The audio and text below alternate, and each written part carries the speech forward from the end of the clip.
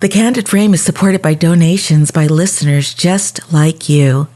Help us to bring you great conversations with great photographers. Support the show today with your monthly contribution through our Patreon effort at patreon.com/The Candid Frame, or click on the link in the show notes or the website at thecandidframe.com. Thank you.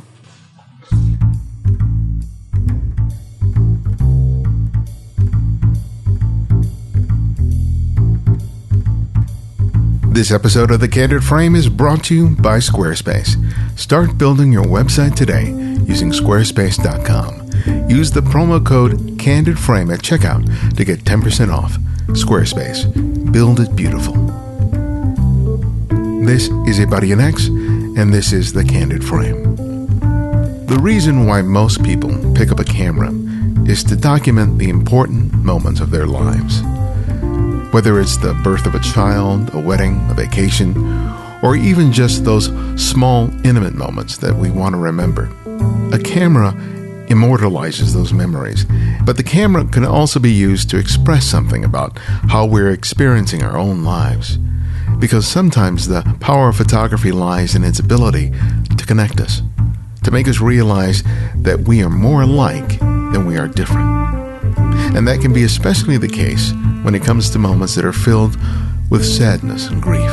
For photographer Andrea Penteado, the death of his father by suicide was just such a moment. The aftermath and the palpable loss of his father sparked him to pick up a camera not only as a way of contending with his own grief, but a way of connecting to others who have suffered a similar loss. Though work like this can never eliminate the pain and the sorrow felt by survivors of suicide, it goes a long way to remind us that we are never truly alone.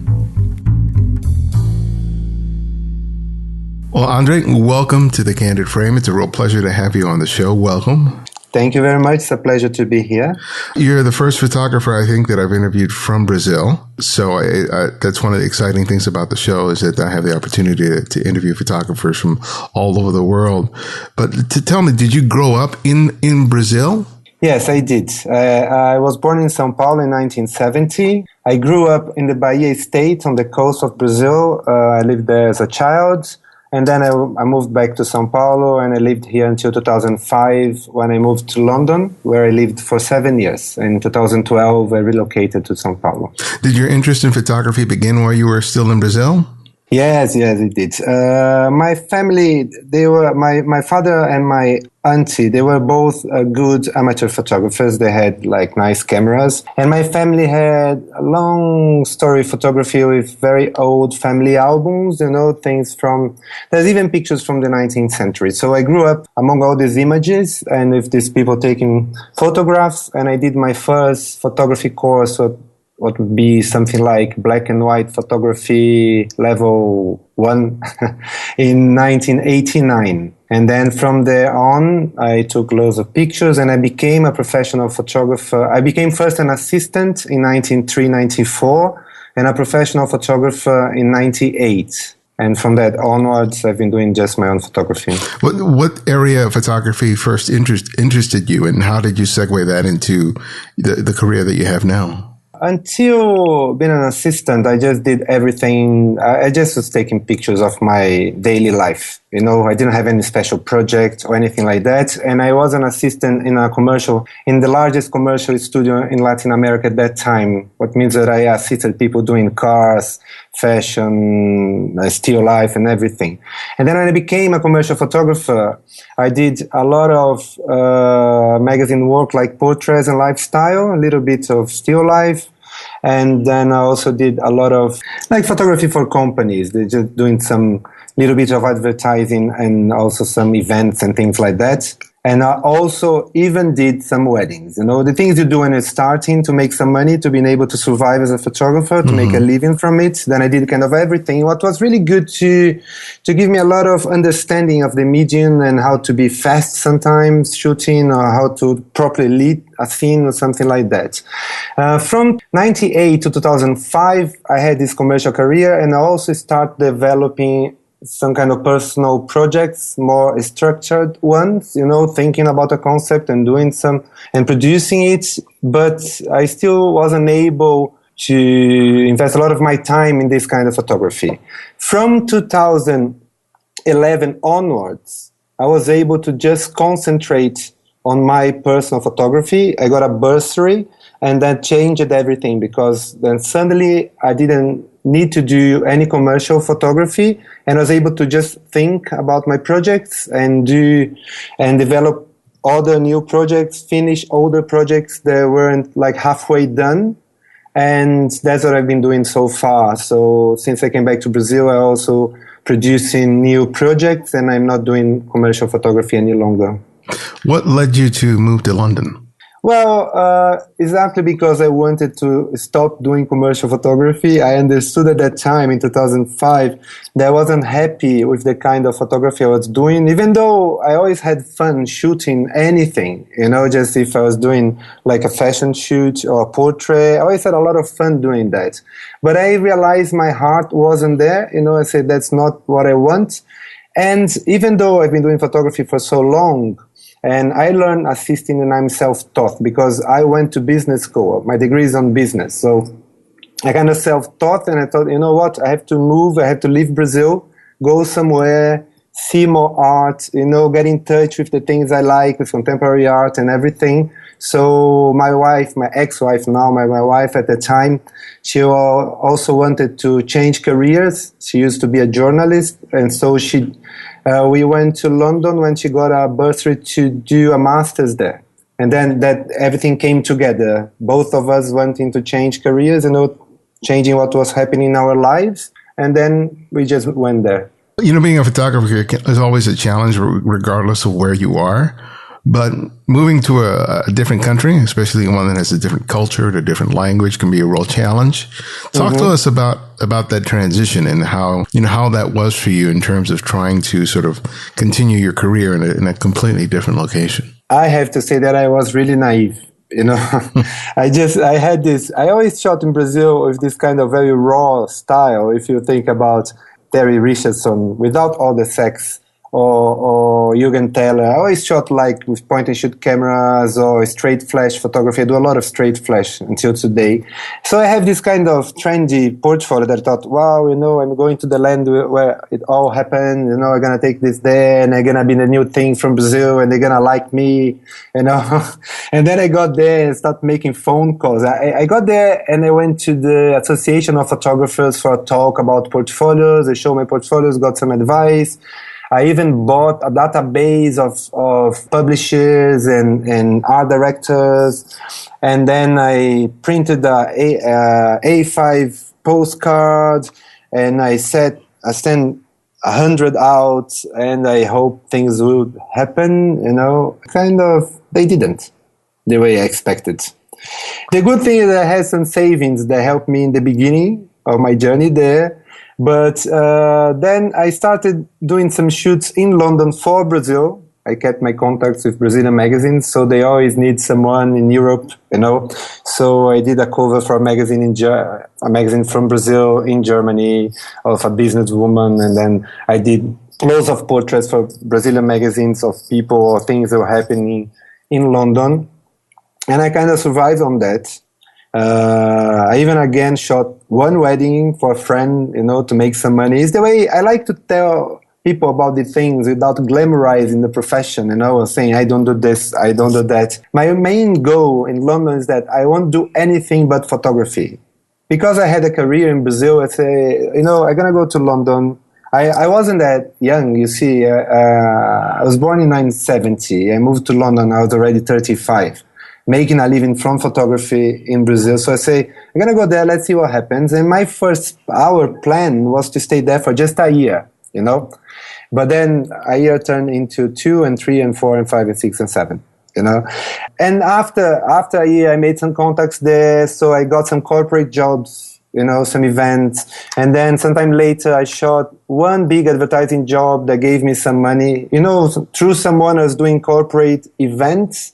An advertising job landed on my lap, just like, we like your style. We want a code for this. It was a really good job. And I got that made me through several months. And that's why I even shot for a portrait studio, at a certain time. It was really hard. I got a job shooting like regular women that they would invite in the streets to have their book done, and I would shoot for them. And that's it. I just kept my rule about not doing anything. And that happened until I got this bursary from Brazil.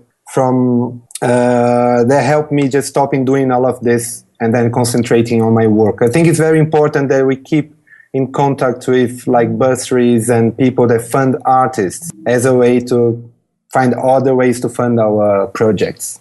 What was the difference in the culture of photographers in Brazil as compared to London? What were some of the more difficult things to get used to socially?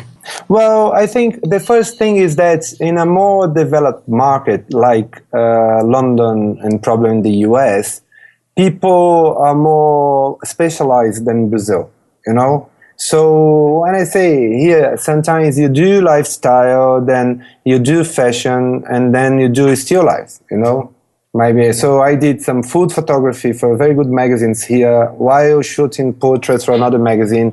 And I when I got to London, I understood the matter of being specialized in one field of photography and also with one very clear style of how you shoot things. That was the main difference. Because here, sometimes, our directors invite you to come with your book and you show everything you like doing. They say, oh, we love your style, but then can you shoot something in this other style? Because we like you. Mm-hmm. And then you think, well, but I shoot the other style. Just, why are you asking me that? But then you have to make ends meet and you have to make money.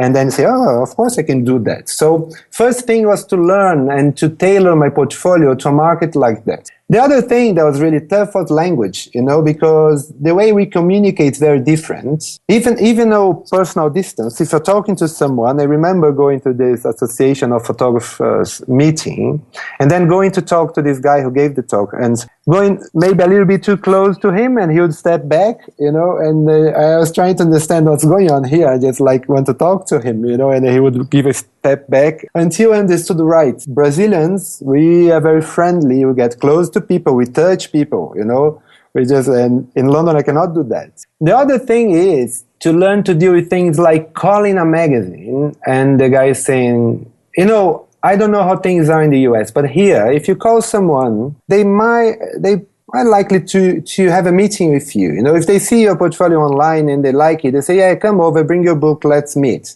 Let's meet up, let's have a chat. And in London, you kind of call them, you first send your cards, and then you email them, and then you might call them, and they say, yeah, well, I cannot find your email, please send me the link for your website again, and you do, and then you give them a couple of weeks, and then you call again, and they say, great, I love your work, get in touch again in 6 months, and then maybe we can arrange to meet. And they're like, oh, right, I don't have 6 months, And that happened quite often. I think, I don't know, I wasn't from there. I didn't have a degree in a good college from there, a good photography school, whatever, MA, MFA, whatever.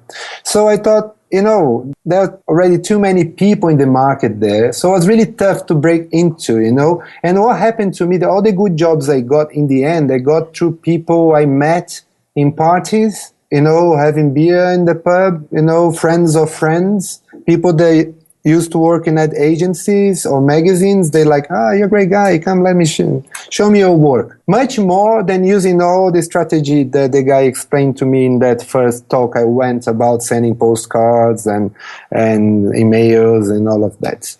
The work that brought you to my attention revolves around a series that you've been doing on suicide. And part of that was inspired by the death of your father, who committed suicide, which led you to go back to Brazil because you'd been working in London. Can you tell us about those events?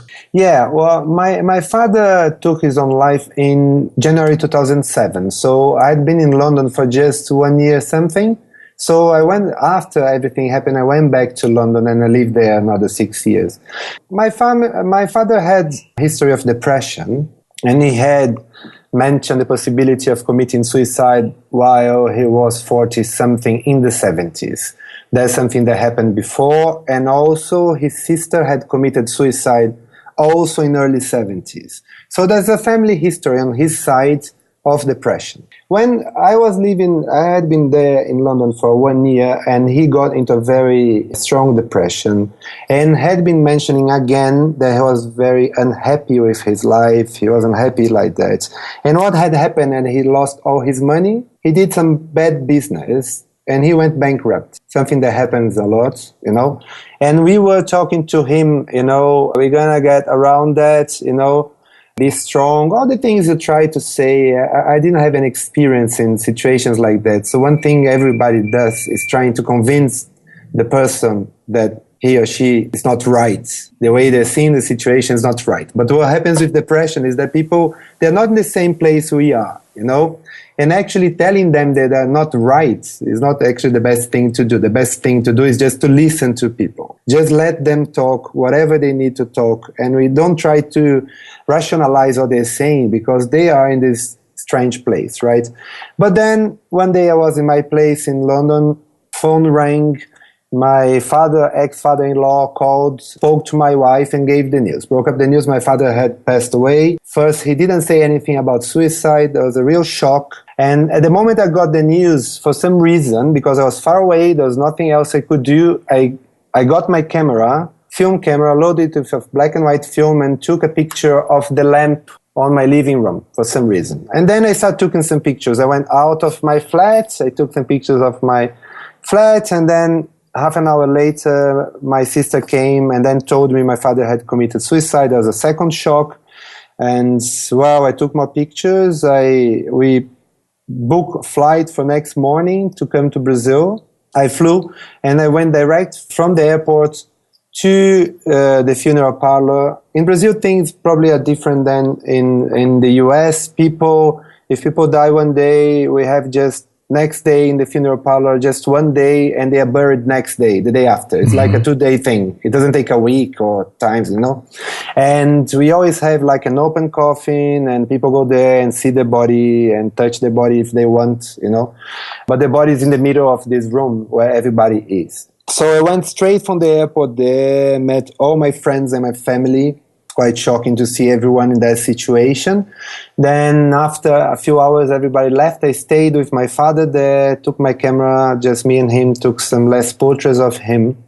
As when something like that happens, I think our minds splits in two, One is very sad, crying, really in a terrible place. The other half of it is rationalizing everything that's happening. I have to organize everything. I have to do something. I have to take care of my mom. I have to talk to the funeral people. I have to talk to the cemetery. Things like that. You have to do the organized things. So I had my mind in these two situations. One like, oh my God, look, this is my dad. He's in the coffin. What happened? How can I deal with that? The other one is like, all right, I don't know, I need to do something with my life. I need to do something here. And then I took these pictures, and I took pictures until we buried the body next day. We buried him next day. And then I took these 4 rolls of black and white film and left them there. My father lived in a rented flat, what meant that we had to clear the flat next week. And then I went there. I had a desire to photograph everything he had. I had this 1 year without touching him, talking to him. This is the last of his stuff. But there was too much stuff. There was no time to do that.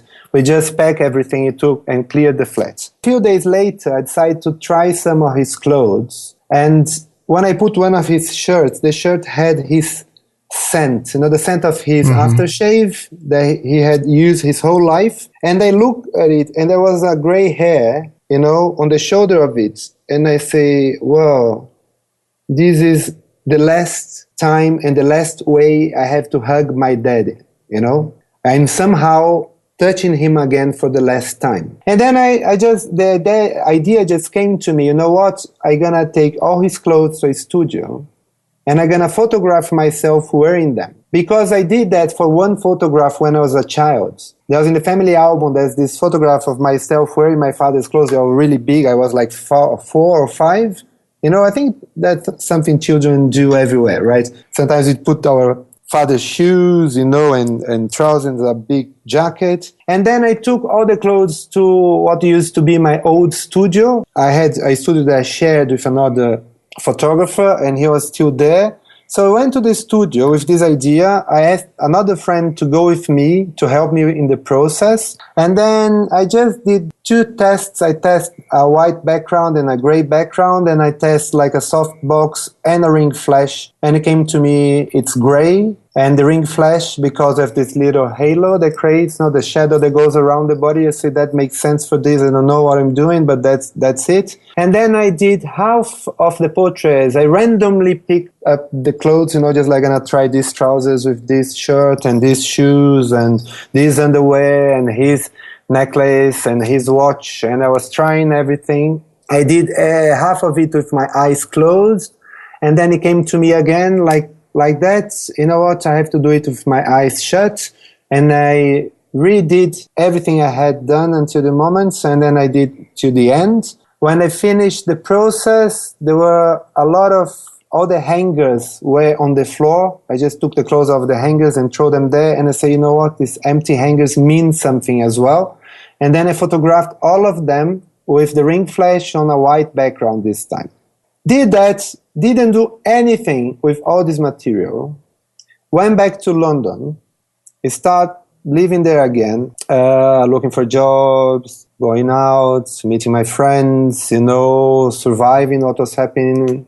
Went back to psychoanalysis, something that I had done in my life previous times, and I saw, I have to have help to deal with all of that I lost my father, Because losing your father is something that is such a strong thing to happen, It's the people that always been there, and then suddenly he's not there, and then it changes your life. Life will never be the same again without him, And then I start doing this, and after, I don't know, 1.5 years, 2 years, I started showing this to some people, and people said, you know what, there's something powerful in what you did. It's not usual, it's not common, I haven't seen anything like that. Maybe you should consider showing it to the world. And it's like, yeah, let's see.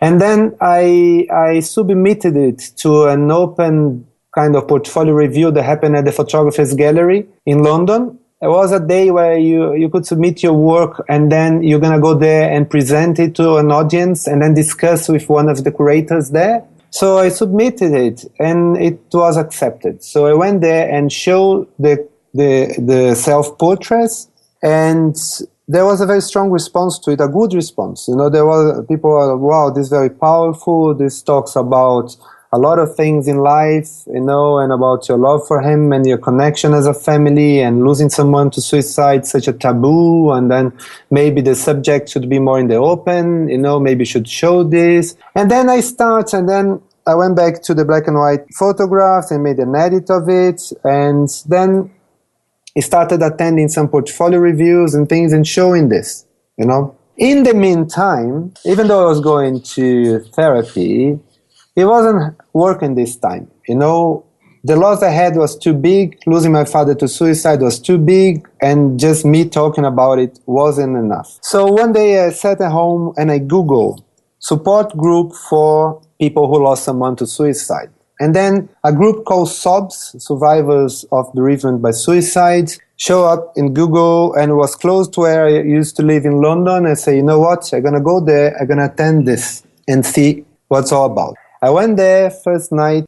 It's a back room of a church, like around, 25 people sitting on a circle. And three people, they were the organizers, but they weren't therapists, counselors, or anything like that.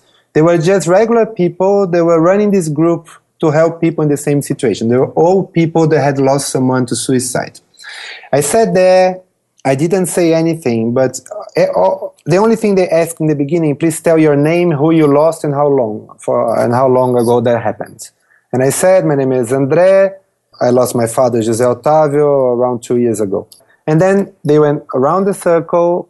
I didn't say anything else that night, but then people start telling their own stories and ask questions. Someone said, I lost my son a month ago, and I've gone through this and that, and I don't know how to deal with that. Can anyone give me some advice? And then when I listened to all those stories, I suddenly felt that I belonged to the world again. I said, you know what? Wow, I'm not alone. My story is not unusual. Loads of people with the same kind of problem and situations. And then I start going there every month. And after a few months, I said, you know what? I will produce a project with these people. I'm going to produce some work to talk about the loss all of us had.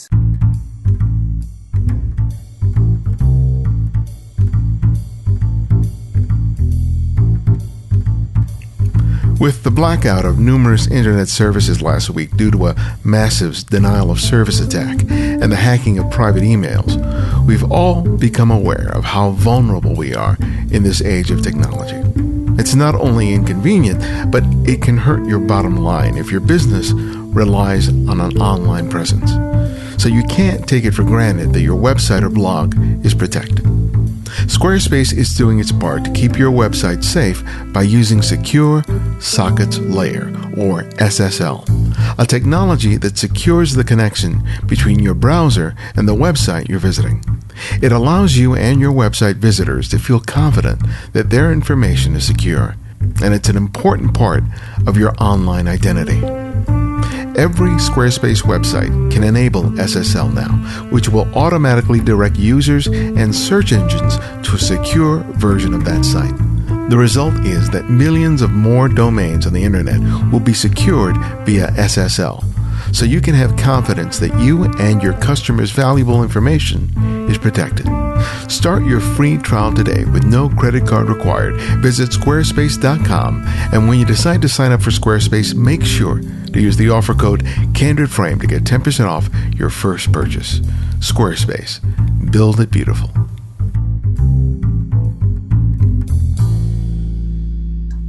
Before we get into that project that it's segued in, losing your parent is always a very difficult thing. But even more so when you lose them to suicide, because it gives rise not only to feelings of just loss and grief, but it could also lead to feelings of guilt, anger, shame.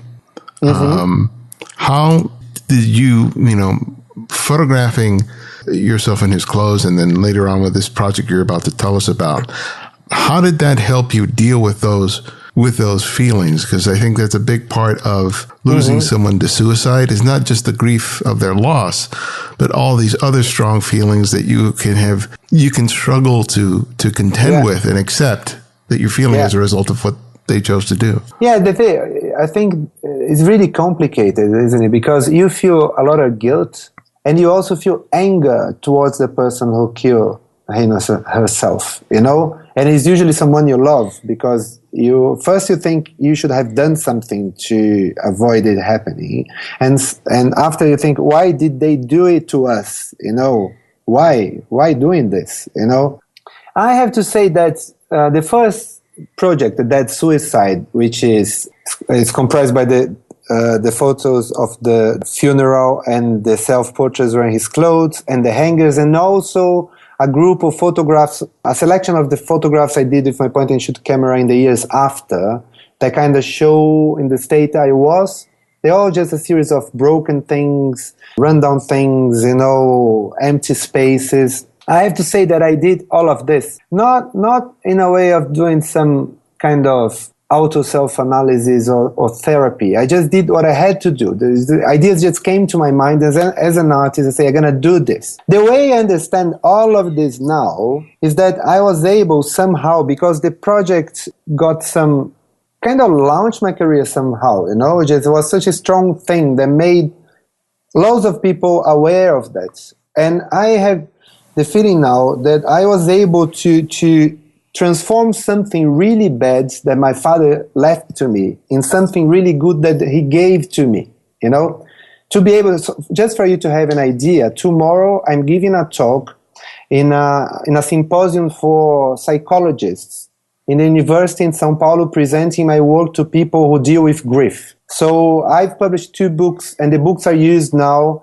by psychologists dealing with people, dealing with grief and suicide and all of that, and the impact of that in their families, right?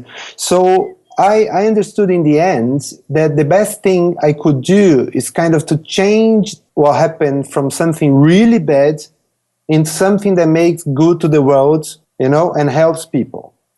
Instead of feeling just guilty and anger, that became a work of art that's there in the world for people to see and use the way they want, you know? So I think that's the most important thing. And during the days, just doing something was important for me. You know, just, I'm going to do this, I'm going to take the clothes to a studio and I'm going to work this out somehow. I've always had this feeling, even though I've never had depression. So this is something that is on my father's side of the family. And I think we are lucky. We have 4 brothers, like 2 brothers and 2 sisters. None of us has depression. It's something that is in my father's side, but hasn't affected the rest of us. But I always thought after that, through some tough moments in life and other things that happens, you know, just like divorce, other family issues and things like that, the most important thing for me has always been not to stop, you know, not to feel paralyzed by the problems that happen, but to turn things into something else. And I think that's what happened with these projects. And as you were about to say, you started photographing other people who had lost their loved ones. Tell us about that project. Yeah, the first project I thought was too personal. You know, something that just I could do and was my answer to what happened. But then listen to other people's stories in the support group and understood, say, right, there's the other ways of dealing with things and people have different feelings about suicide and all of that. So I'm going to invite people to create something together with me, you know? And then I invited a lot of people said no, and in the end, around 25 people said yes. And then I didn't have a clear idea in the beginning of the project, so I did several things that I didn't use in the end, but I ended with 2 series of photographs and 1 video, 3 series of photographs and 1 video work. Right, so everything was shot in the place where these people that I met in the group lived, and I did one headshot of all of them. It's just a straight headshot. It's just that. Look at the camera, and no, that's it. And then I did another 2 series that are a little bit more complicated to explain, but one is called Emptiness, and the other one is called Memories. I was trying to understand through this work how we deal with the loss or the feelings. How can I communicate the feeling of loss and emptiness that we all shared after the loss we had? And also how we keep our memories, where we keep memories, how we deal with memories and a memory of something like that. So one of the things I did was a series of portraits of these people standing in the middle of their living room. And for this portrait, I asked them to hold someone that belonged to the person who had passed away. Trying to connect this with the self-portraits I did of myself wearing my father's clothes in the same kind of pose. But that didn't work. But doing this, at certain points with one of the subjects, I said, you know what, I did a portrait and I said, can you leave the frame? And when this person left the frame, because I had framed the portrait to have someone there, and I shot just the background of the frame, I was looking at this image after I developed the film, and I said, wow, there's something in this image that means a lot, because I feel an emptiness here. You know, there's something missing in this photograph. And then I start doing this with all the other people, you know. So frame a portrait and ask people to leave the frame and then photographing just the background. But the whole photograph is composed to have someone there. So that became the series Emptiness. Because I was asking them to show me and to hold something that belonged to the person who passed away, I said, you know what, tell me now, I don't want to photograph the object itself, but tell me where you keep the object. Where do you keep this that's the most precious object that you kept that belonged to the person who passed away? And I said, oh, I keep it here, or I keep it inside these drawers, or I keep it in this shelf, or I keep it in my living room. And then I would go there and photograph the place So many times the object is visible if it's just a CD or is even a death certificate in a notice board, in someone's bedroom. But sometimes they are not visible. It's a photograph inside an album, is a hat inside a drawer. And with time, I developed this work. The work is actually the photograph with the word, which is the title of the photograph printed on it, under the image. I have a larger white border on the bottom of the print, and they have the words there. So there will be shoehorn, penknife, nightingale, photograph, things like that. Or there'll be, in the emptiness series, the relationship to the person who passed away. So that would be mother, father, grandfather, sister, daughter. And I think the word is very important. So the image with the word made sense and complete the work. And then I made a video that is 1 hour long, where I asked all of them to tell me about their experience. So everyone answers the same question, which is the title of the work, which is, how do you feel? When I was shooting the first person, I framed her face, and when I look at her face through the viewfinder in the camera, I say, the face is too much. If I do just talking heads, there will be people crying, and what they're saying is more important than all these emotions. So I just point the camera down and frame her hands. And then I just ask them, give me some silence in the beginning and some silence at the end, and say whatever you want. And that's it. So I shot the video with 14 people because I didn't have all the ideas in the beginning of the project. So I don't have every image or every video for everyone. So after having all this material, in the video material, I say, right, so how gonna edit this? And then I understood, in a support group, you're not supposed to interrupt when people are talking. So what did I do? I didn't edit what they say. What they said. I just used everything. I just created an order that I think that worked well. And I just had a little silence, someone saying everything, a little silence. And this very raw video of talking hands, they're just the hands, they say everything. And these people saying everything from the heart, We didn't have any rehearsal, they didn't know the question. We did just one take for everyone. We didn't do a second take, just like, that wasn't that good. No, and they didn't ask anything. Everything is there. And as an artist, I create videos. I like the idea of videos. They are in a loop and they don't have a beginning and an ending, and you can go there, and whatever the time you give to the work, you can get it. So if you go there and you give it the video 4 minutes, you're gonna get it. If you want to give 1 hour, 8 minutes, so it's the total length of the film, you're gonna get it.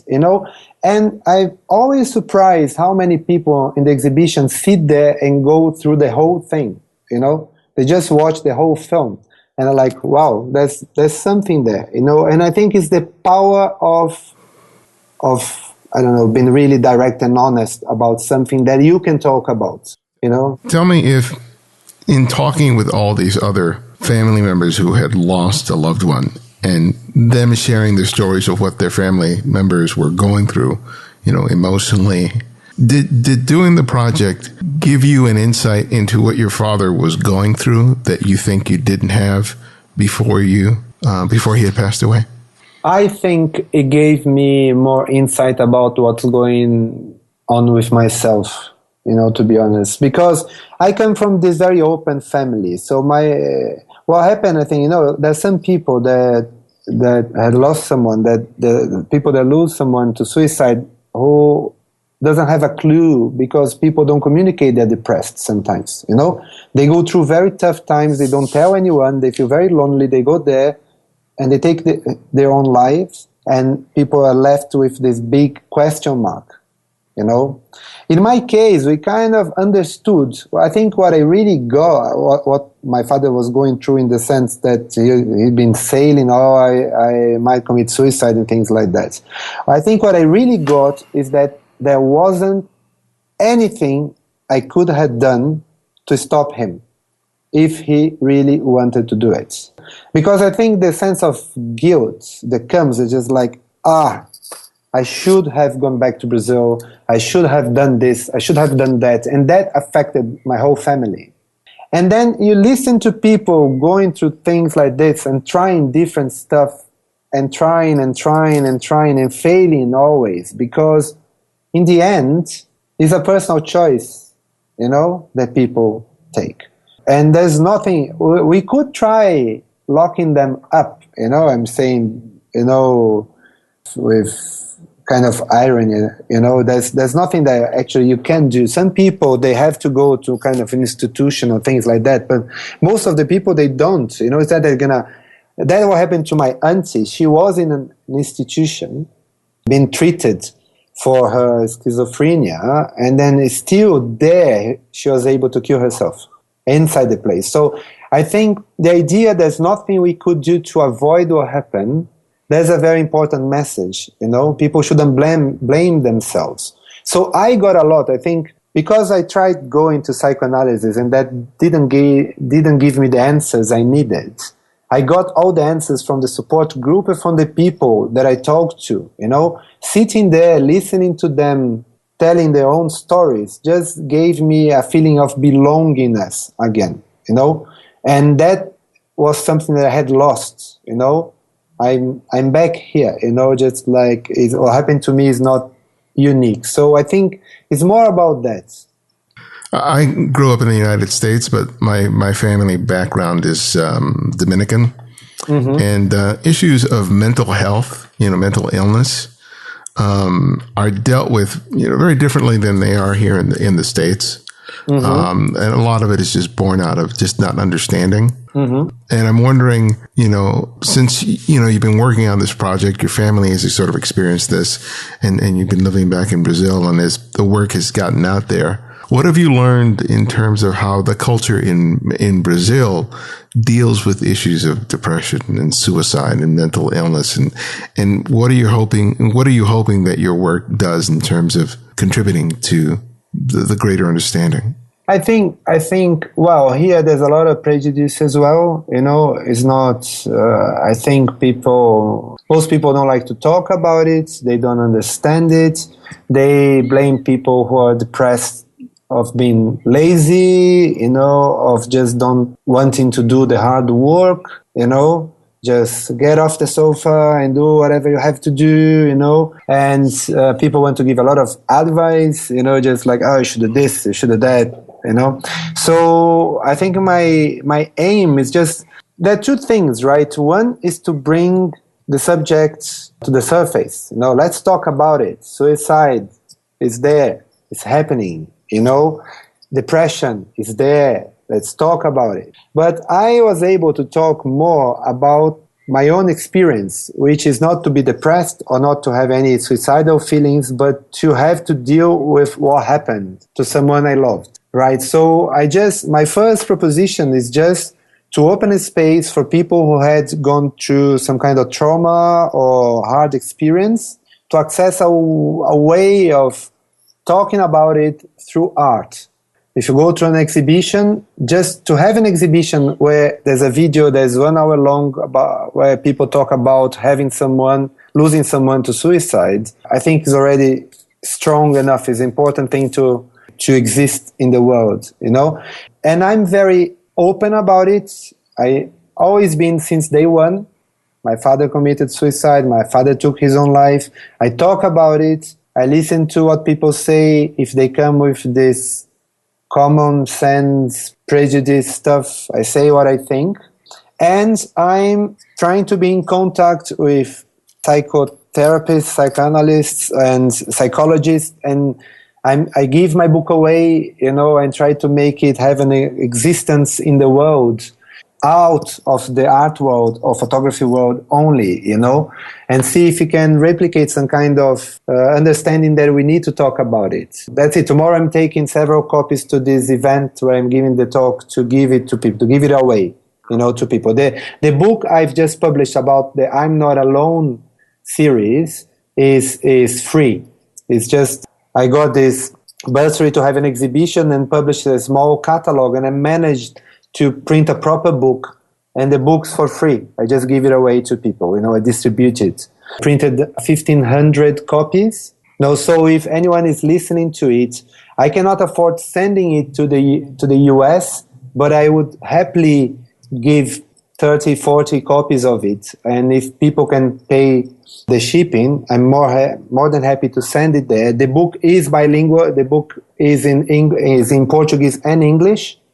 I always make my books in English as well, so they can be outside Brazil. I think that's it. What's been your family's reaction to the project? Well, they always thought I was a little bit strange.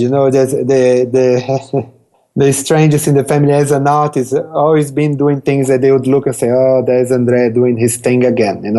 My sister was a little bit upset. My older sister, a little bit upset in the beginning, with me shooting the funeral and then doing the self-portraits. She wasn't upset with me doing something with that. She was just upset in general and saying, it's too sad. You don't need to do it. It's already too much. Why are you keeping dealing with this? Why you're doing this? But my younger sister, she's a psychologist. She didn't say anything. My older brother is a very closed person. I think you say that in English, don't you? Just closed. He's not someone who was very open about his feelings. He never mentioned anything. All of them have the book, the first book, The Dad's Suicide, and they all liked the book. My mom understood what I did as well. I think, as an artist, if we make things from the heart, I wasn't trying to exploit that in any way, I was just doing what I do. Several of my projects deal with this kind of deal with psychology. I have one series called Immigrant. There's a way of trying to understand what was for me to be an immigrant in the UK for 7 years. Another one that doesn't have anything in the title, but it's called The Process, a series that I shot while I was divorcing, so deal with my emotions at that time. So that's part of my project, of my work. As an artist, I always start from something that happened in my life, or some kind of desire to use photography to deal with something that's not obvious that photography can deal with. I think it's almost connected sometimes with some kind of, I lost the word in English again, but I'm trying to use photography to explore and deal with these very intangible feelings, or emotions. So how can photography, who's something really connected to reality, deal with all of that? So I use this very straightforward photography, direct flash, almost in a documentary style, to do something that's as far away as possible from documentary photography. But then I think in the end they understood, basically. Well, my last question that I ask each guest is I ask them to recommend another photographer for our listeners to discover and explore. And it can be anyone, someone you've long admired or someone you've recently discovered. So who would that one photographer be and why? Well, because I'm the first guest from Brazil, I will recommend a very good friend of mine from Brazil called Felipe Russo. I'm probably going to spell it. Felipe is Felipe, and Russo is Russo. Felipe is someone who I met after coming back from Brazil, and he's an amazing photography. He does mainly cityscapes. He deals with the subject of the city, and he photographs São Paulo a lot. And he's someone shooting with large format camera, and his work is amazing. I think you all should see it and check it. And he has done masters in photography in the US, and his work is amazing. It's totally different from mine, and something that he has an exhibition on at the moment. And I went there, and I just got so much, and it changed some of my understanding of photography just going on his show. He did a last series on, we have a lot of garage parking spaces in buildings here. I don't know, in the 60s in São Paulo, there was this idea that you could build some like buildings just for cars, and that is something that didn't work out really well, but they still exist here. And he produced a series of photographs of the inside of these buildings. It's beautiful, it's amazing, it's dark, it's strange, is the past of the future, if you understand what I mean. An idea that certain time was the future of the city, and now it's really a rundown past. I don't know if that makes any sense in English. Yeah, it makes sense. That's it. I highly recommend his work. Well, Andre, thank you so much for making time for us this morning. I really appreciate your generosity and you sharing your work with us. Oh, thank you very much. Thank you for inviting me. It was a pleasure. I hope people understand my broken English. It's a little bit rusty. But the last thing, I don't know when this is going on, but I'm just reshaping my website, and it's down at the moment, but it'll be on again until the end of this week, and all the work I mentioned will be there. And if people want to write to me and exchanging ideas, my email is there, and I'm more than happy to communicate and exchange ideas with people on the subjects we talked.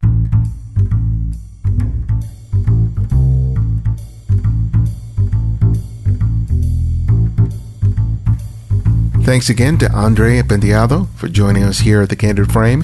You can check out his work by visiting andrepenteado.com. Remember that you can and do play a big role in introducing others to the work that we do here at The Candid Frame. Take the time today to write a review in the iTunes Store. You can also support the show by making a regular monthly contribution through Patreon. You can contribute amounts of $2, $5, $10 or more, or anything in between on a monthly basis and help make a big difference to the work that we're doing here at TCF. Thanks to Peter Jerkel and Lisa Cozine for their contributions to our Patreon effort. And lastly, I'm working on joining photographer and fellow podcaster Martin Bailey for his Hokkaido winter landscape photography adventure at the beginning of January, and I hope to see some of you there. You can find out more about this wonderful experience by visiting martinbaileyphotography.com or clicking on the link in the show notes. To access our complete archive of interviews, download the free Candid Frame app, available for Apple iOS, Android, and Windows. Links for each can be found in the show notes and the website at thecandidframe.com. The Candid Frame's audio engineer is Martin Taylor, who you can find at theothermartintaylor.com. Our senior producer is Cynthia Parker, and our music is from Kevin MacLeod, whose royalty-free music can be found at incompetech.com. And this is Ibarian X, and this is The Candid Frame.